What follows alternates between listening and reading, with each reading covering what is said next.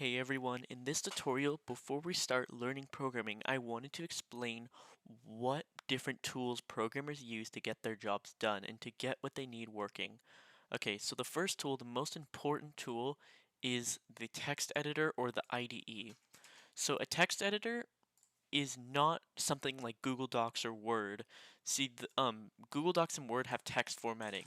Something like Notepad right here only deals with plain text. It's all monospace. This is just a plain text editor.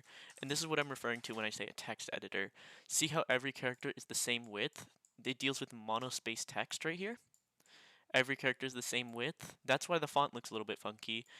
And it doesn't really have any fancy features or anything that special. So a text editor is useful, but what programmers really like to use are IDEs or even text editors with a bunch of extensions and things like that. So this right here, you can see there's almost nothing, like there's nothing special, just black. But with an IDE stands for, by the way, Integrated Development Environment. So an IDE such as this, it gives me coloring, it sorts all it gives you, as you can see, that was a little bit of a confusing thing. As you can see, I have my whole file structure right here. I can see different files, things are color coded. It shows me errors right here. As you can see, I don't have a semicolon. You'll learn about those types of things later. Oh, my computer froze a second. Okay. There's like suggestions right here, if it'll work. Encapsulate, whatever. Okay, yeah, exactly. So basically, an IDE gets you all of these neat things all packaged together, and it helps you create these getters and setters. I'm guessing you don't know what those are, but we can learn about those a lot later.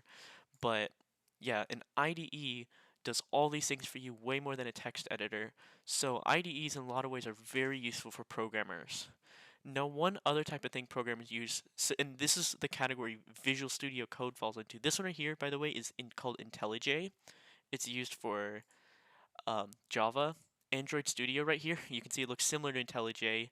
This is used for Android development, also often done in Java, most of the time done in Kotlin. But this last editor right here that I have is called Visual Studio Code or VS Code. And VS Code is basically a text editor, but you can install a ton of extensions onto it that make it a lot better. So you can see I can install C++, C Sharp, Tailwind, that's for CSS, Android. There's so many extensions I have, probably a few too many. I have 49 extensions. With all these extensions, I can make it give me all the features that make it feel very similar to an IDE. Some people will even call VS Code an IDE and they'll say it's their IDE. And they're not entirely wrong. It's just how you interpret things. What do you think? So that is IDEs and text editors. Now, other than IDEs and text editors, we also have tools many programmers use. This right here is called, in general, it's called source control. So these are source control tools. They let you control, or I shouldn't say source control. They're usually called version control. I should have said that. That is version control. So these basically let you have backups of your program, but instead of just going, because like what a lot of people do is a lot of new programmers, they'll take their little code base. It'll be like in a folder, right? You'll have like a little folder. I don't know. What does a folder look like? Like that. They have their folder and then they just copy and paste it and then they're like old or version 1 version 2 or they like date them or whatever. But these tools right here save you all that hassle. You can still go back, you can find all those changes from the past and have all those backups in your code, but it does it in a much better way. So these are two very confusing, sometimes confusingly named softwares. People can get them confused very easily, so I want to clarify this right now. Git is the local source control. This is installed on your computer. Git is not an online thing. It's only on your computer. And GitHub is the online version. GitHub, all it does is it stores a Git repository. So you never have like you're never using you never commit with GitHub. I know you might not know what that means, but you don't use GitHub to do things on your local machine. Everything on your local machine is done through Git.